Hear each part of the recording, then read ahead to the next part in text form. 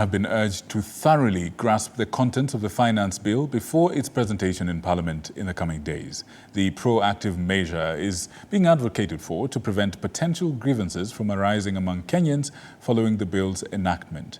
If deemed beneficial, giving it approval would be prudent. However, if it's perceived as disadvantageous, Kenyans have been encouraged to utilize appropriate channels for dissent. The Constitution and Reform Education Consortium has emphasized the importance of increased vigilance among Kenyans during this period. Paul Kirobi has the details. A new issue of contention between the government and civil society organizations is anticipated to take center stage in the coming days, making another round of push and pull.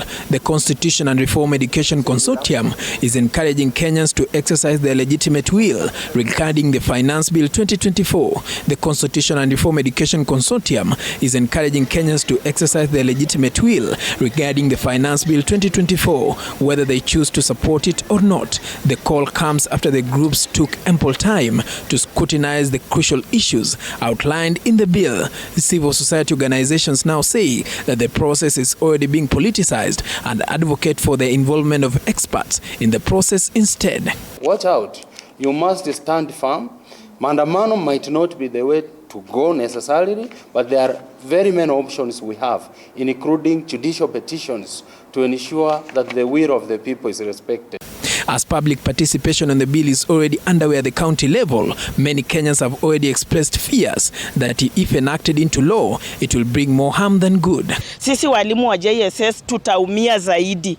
Ndio maana tunasema tusipojitetea saa hizi tutaumia zaidi. Life is very expensive. Bearing in mind that uchumi imeenda juu, gharama ya maisha imeenda juu sana.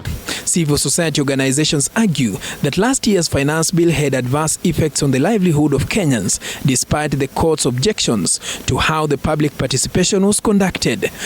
We challenged it in court, and you saw there are many stages where also that decision was also lost on the basis of poor public participation. Among the key proposals in the Finance Bill 2024 are to delete the VAT exemption for betting, gambling and lottery services. These services will be subject to a VAT at the standard rate, currently at 16%. Also, there will be a change in timelines for manufacturers of alcohol beverages to remit excise duty from 24 hours. The Committee on Finance is expected to complete public participation on 28th of May 2024 before it is tabled in Parliament. President William Ruto is insisting that the government will have to depend on taxpayers' money in order to carry out development plans in the country. But now the question that begs is whether President William Ruto will be able to complete debt payment under a period of 5 years in leadership.